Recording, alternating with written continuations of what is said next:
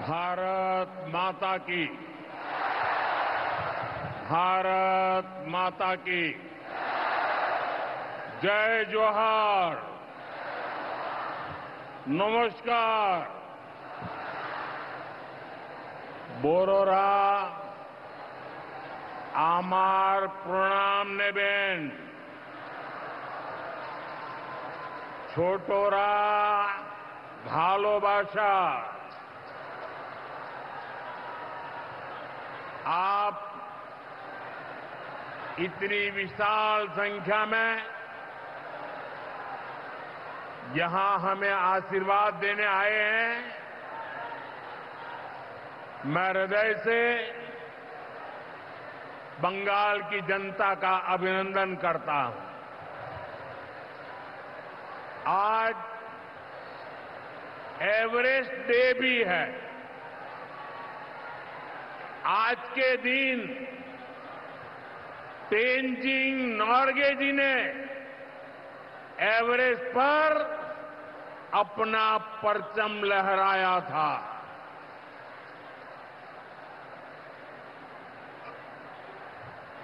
उनके सम्मान में हम भी अपना तिरंगा फहराएंगे।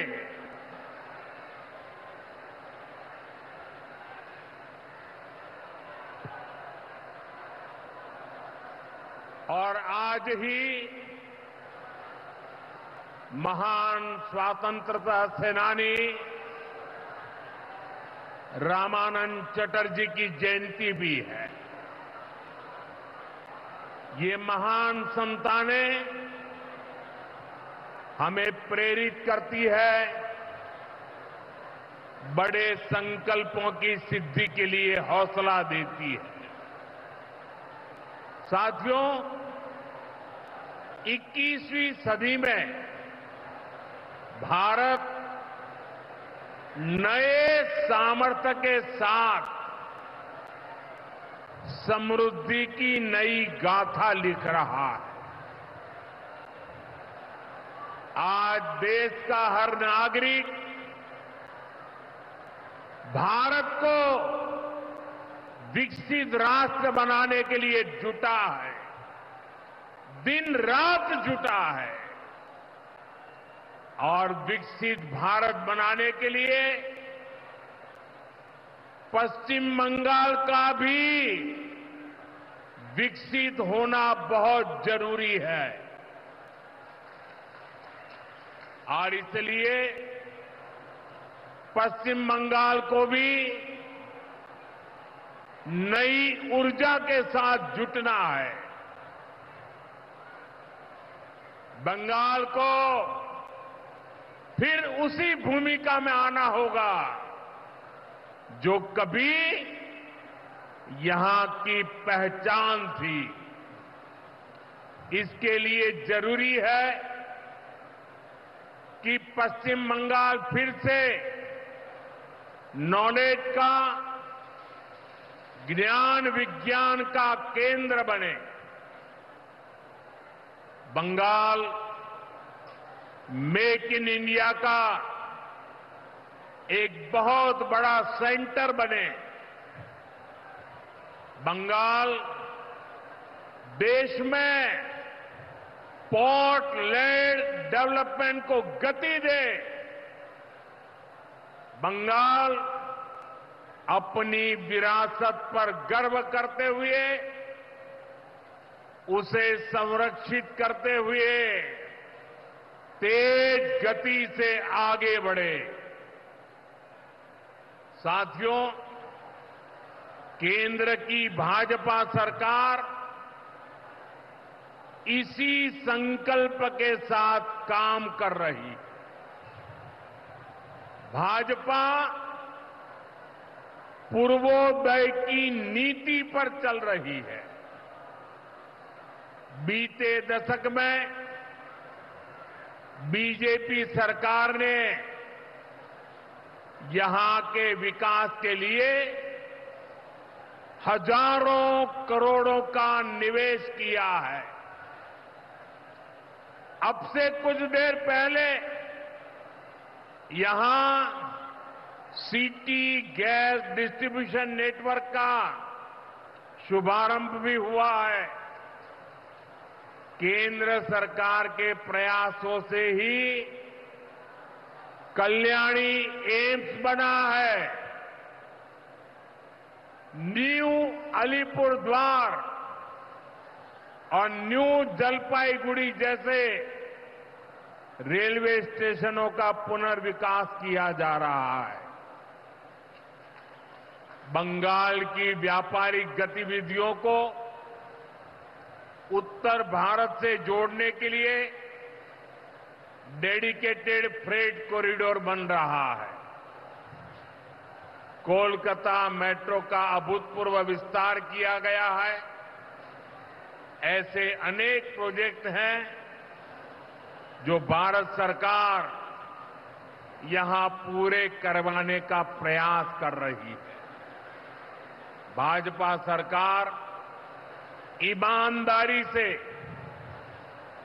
सबका साथ सबका विकास के मंत्र को लेकर बंगाल की प्रगति के लिए समर्पित है, क्योंकि बांग्लार उदय तबई विकसित भारतेर जय। साथियों, ये समय पश्चिम बंगाल के लिए बहुत अहम है। ऐसे में पश्चिम बंगाल के हर नौजवान पर, आप सब पर बहुत बड़ा दायित्व है। आप सबने मिलकर के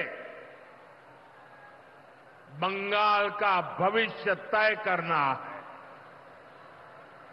आज पश्चिम बंगाल एक साथ कई संकटों से घिरा हुआ है। एक संकट समाज में फैली हिंसा और अराजकता का है। दूसरा संकट माताओं बहनों की असुरक्षा का है। उन पर हो रहे जघन्य अपराधों का है। तीसरा संकट नौजवानों में फैल रही घोर निराशा का है। बेतहाशा बेरोजगारी का है। चौथा संकट घनघोर करप्शन का है। यहां की सिस्टम पर लगातार कम होते जनविश्वास का है। और पांचवा संकट गरीबों का हक छीनने वाली सत्ताधारी पार्टी की स्वार्थी राजनीति का है। साथियों, यहां मुर्शिदाबाद में जो कुछ हुआ, मालदा में जो कुछ हुआ, वो यहां की सरकार की निर्ममता का उदाहरण है। दंगों में गरीब माताओं बहनों की जीवन भर की पूंजी राख कर दी गई। तुष्टीकरण के नाम पर गुंडागिर्दी को खुली छूट दे दी गई।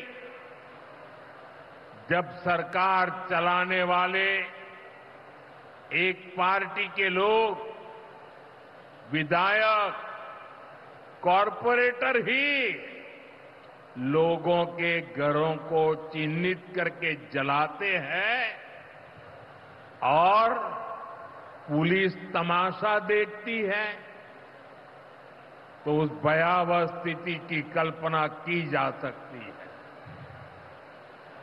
मैं बंगाल की भद्र जनता से पूछता हूं, क्या सरकारें ऐसे चलती हैं? यही भावे सरकार चलेगी। साथियों, बंगाल की जनता पर हो रहे इन अत्याचारों से यहां की निर्मम सरकार को कोई फर्क नहीं पड़ता। यहां बात बात पर कोर्ट को दखल देना पड़ता है। बिना कोर्ट के बीच में आए कोई भी मामला सुलझता ही नहीं है। बंगाल की जनता को अब टीएमसी सरकार के सिस्टम पर भरोसा नहीं है। यहां की जनता के पास अब सिर्फ कोर्ट का आसरा ही है। इसलिए पूरा बंगाल कह रहा है, बंगाल में मची चीख पुकार, नहीं चाहिए निर्मम सरकार। बांग्लार चित्कार लागबे ना, निर्मम सरकार। साथियों, भ्रष्टाचार का सबसे बुरा असर नौजवानों पर पड़ता है, गरीब और मिडिल क्लास परिवारों पर होता। भ्रष्टाचार कैसे चारों तरफ बर्बादी लाता है, ये हमने टीचर भर्ती घोटाले में देखा है। टीएमसी सरकार ने अपने शासनकाल में हजारों टीचर्स का फ्यूचर बर्बाद कर दिया, उनके परिवारों को तबाह कर दिया, उनके बच्चों को असहाय छोड़ दिया।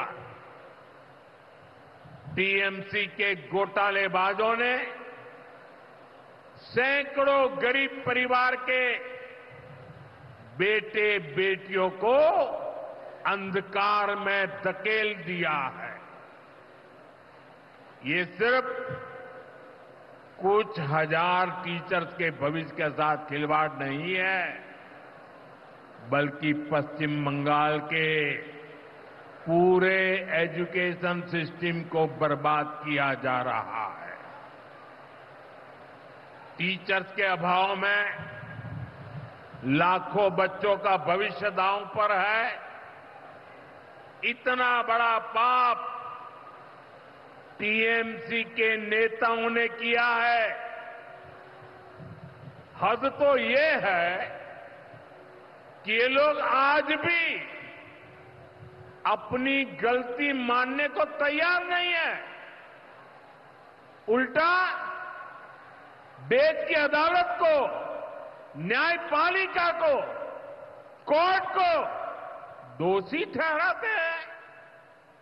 साथियों, टीएमसी ने चाय बागान में काम करने वाले साथियों को भी नहीं छोड़ा है। यहां सरकार की कुनीतियों के कारण टी गार्डन लगातार बंद होते जा रहे हैं। मजदूरों के हाथ से काम निकलता चला जा रहा है। यहां पीएफ को लेकर जो कुछ भी हुआ वो बहुत शर्मनाक है। ये गरीब मेहनतकश लोगों की कमाई, उस पर डाका डाला जा रहा है। टीएमसी सरकार इसके दोषी लोगों को बचाने की कोशिश कर रही है। और मैं बंगाल के मेरे भाई बहन आपको विश्वास दिलाने आया हूं, भाजपा ये नहीं होने देगी।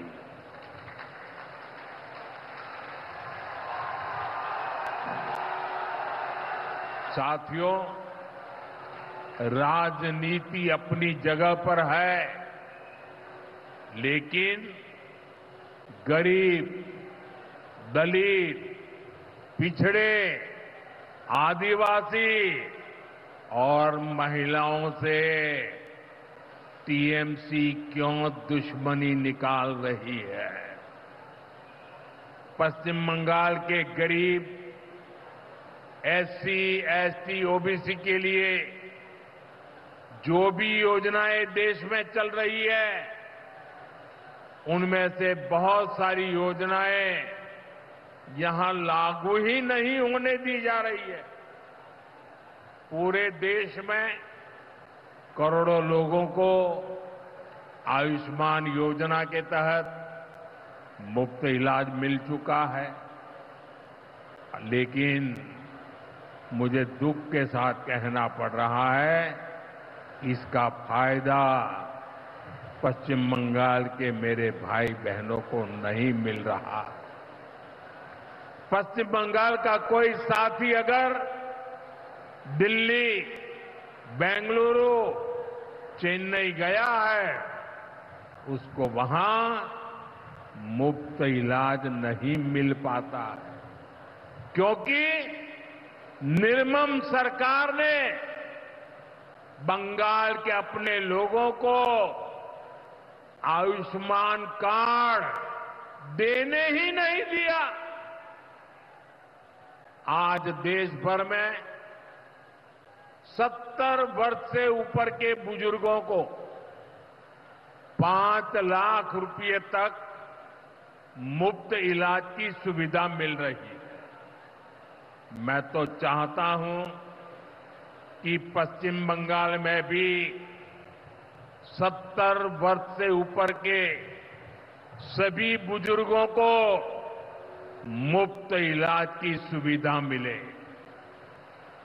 लेकिन टीएमसी सरकार ये नहीं करने दे रही है।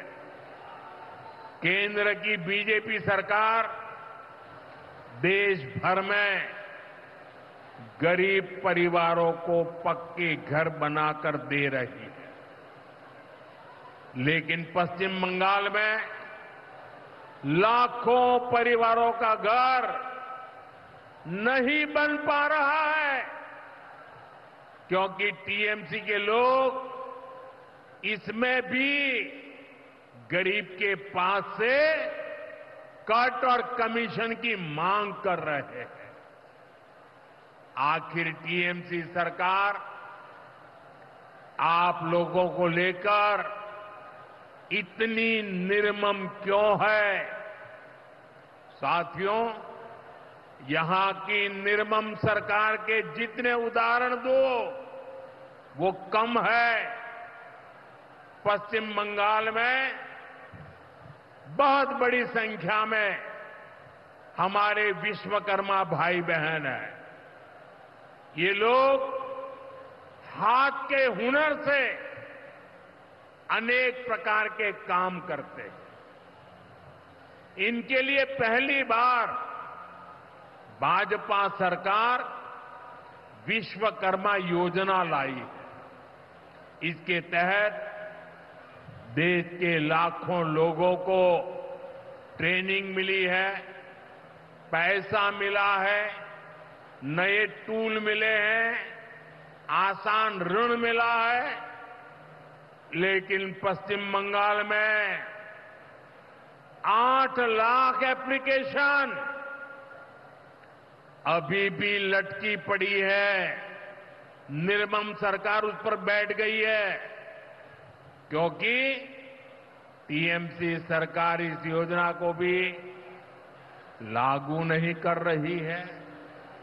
साथियों, टीएमसी सरकार की मेरे आदिवासी भाई बहनों से भी दुश्मनी कुछ कम नहीं है। देश में पहली बार जनजातियों में भी सबसे पिछड़ी जनजातियों के लिए पीएम जनमन योजना बनाई गई है।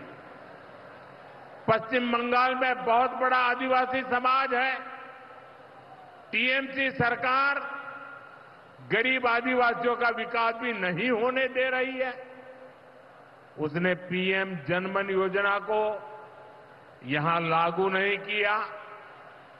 टीएमसी हमारे आदिवासी समाज को भी वंचित ही रखना चाहती है। साथियों, टीएमसी को आदिवासी समाज के सम्मान की परवाह नहीं है। 2022 में जब एनडीए ने एक आदिवासी महिला को राष्ट्रपति उम्मीदवार बनाया तो सबसे पहले विरोध करने वाली पार्टी टीएमसी थी। बंगाल के आदिवासी इलाकों की उपेक्षा भी यही दिखाती है कि इन्हीं आदिवासी समाज से टीएमसी वालों को कोई लगाव नहीं है, कोई लेना देना नहीं। साथियों, कुछ दिन पहले दिल्ली में नीति आयोग की गवर्निंग काउंसिल की बहुत महत्वपूर्ण बैठक हुई। ये एक अहम मंच होता है जहां देश भर के मुख्यमंत्री मिलकर विकास पर चर्चा करते हैं। लेकिन अफसोस की बात है कि इस बार बंगाल सरकार इस बैठक में मौजूद ही नहीं रही। दूसरे गैर भाजपा शासित राज्य आए, सभी दल के नेता आए, हमने साथ बैठकर चर्चा की, लेकिन टीएमसी को तो सिर्फ और सिर्फ 24 घंटा पॉलिटिक्स करना है और कुछ करना ही नहीं है। पश्चिम बंगाल का विकास, देश की प्रगति उनकी प्राथमिकता में है ही नहीं। साथियों, केंद्र सरकार की जिन योजनाओं को यहां लागू किया भी गया है, उनको पूरा नहीं किया जा रहा। पीएम ग्राम सड़क योजना के तहत पश्चिम बंगाल के गांवों के लिए 4000 किलोमीटर की सड़कें स्वीकृत की गई। इनको पिछले साल तक पूरा हो जाना था। 4000 किलोमीटर तो छोड़िए, यहां 400 किलोमीटर सड़कें भी नहीं बन पाई है। साथियों, इंफ्रास्ट्रक्चर के काम से सुविधाएं भी बनती है और रोजगार भी बनते हैं। लेकिन हालत ये है कि पश्चिम बंगाल में 16 बड़े इंफ्रास्ट्रक्चर प्रोजेक्ट यहां की सरकार अटकाए हुए है। ये 90,000 करोड़ रुपए से अधिक के प्रोजेक्ट हैं। कहीं रेल लाइन आनी थी, रुकी पड़ी है। कहीं मेट्रो बननी थी, रुकी पड़ी है। कहीं हाईवे बनना था, बंद पड़ा है। कहीं अस्पताल बनना था, कोई पूछने वाला नहीं। ऐसे प्रोजेक्ट्स को ये टीएमसी ने लटका करके रखा है। ये पश्चिम बंगाल के आप लोगों के साथ बहुत बड़ा धोखा है। साथियों, आज जब सिंदूर खेला की इस धरती पर आया हूं, तो आतंकवाद को लेकर भारत के नए संकल्प की चर्चा स्वाभाविक है।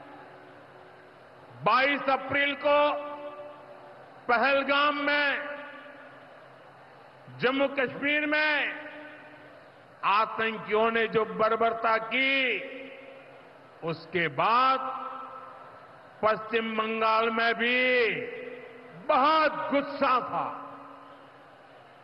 आपके भीतर जो आक्रोश था, आपका जो गुस्सा था, उसको मैं भली भांति समझता था। आतंकवादियों ने हमारी बहनों का सिंदूर मिटाने का दुस्साहस किया। हमारी सेना ने उनको सिंदूर की शक्ति का एहसास करा दिया।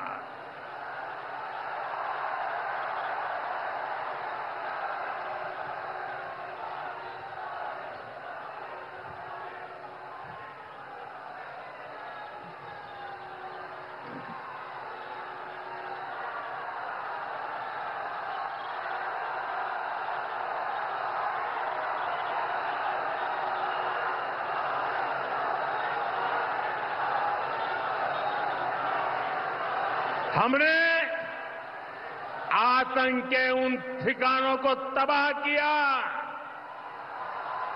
जिनकी पाकिस्तान ने कल्पना तक नहीं की थी। साथियों, आतंक को पालने वाले पाकिस्तान के पास दुनिया को देने के लिए कुछ भी पॉजिटिव नहीं है।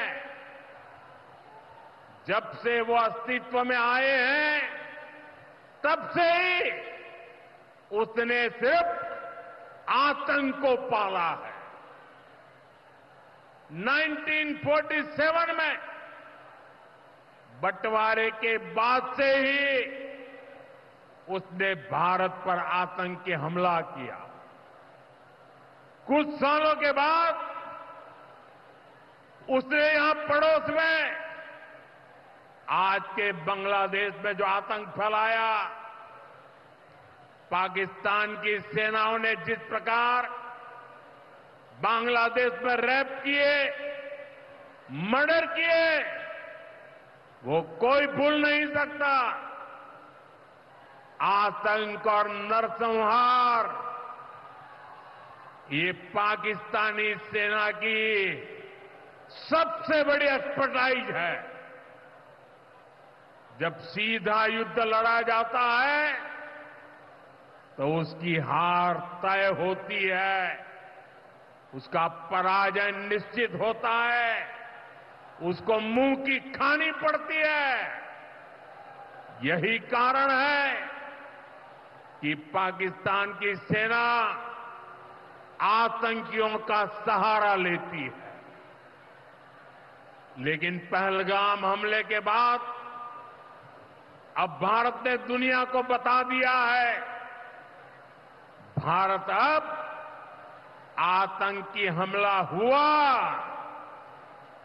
भारत पर आतंकी हमला हुआ तो दुश्मन को उसकी बड़ी कीमत चुकानी पड़ेगी।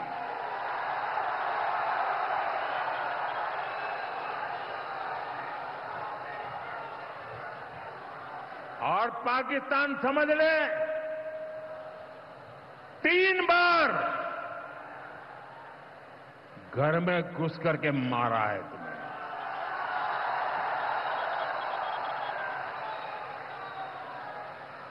हम शक्ति को पूजने वाले लोग, हम महिषासुर मर्दिनी को पूजते हैं। बंगाल टाइगर की इस धरती से 140 करोड़ भारतीयों का ऐलान है। ऑपरेशन सिंदूर अभी खत्म नहीं हुआ है।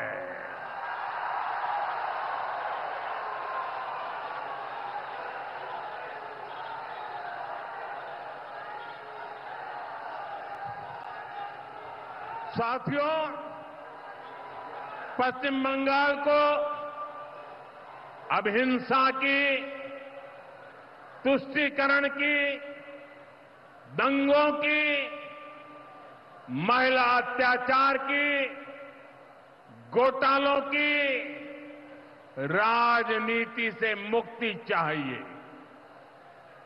अब पश्चिम बंगाल के सामने भाजपा का विकास मॉडल है। आज भाजपा देश के कई राज्यों में सरकारें चला रही है। देश के लोग बार बार भाजपा को अवसर दे रहे हैं। पड़ोस में असम हो, त्रिपुरा हो या फिर ओडिशा, यहां भाजपा सरकारें तेजी से विकास कार्यों में जुटी है। मैं बंगाल के सभी भाजपा कार्यकर्ता साथियों से कहूंगा, हमें कमर कसकर तैयार रहना है। हमारे सामने एक बड़ी चुनौती है कि लोकतंत्र पर पश्चिम बंगाल की जनता के विश्वास को फिर से कैसे बहाल करें।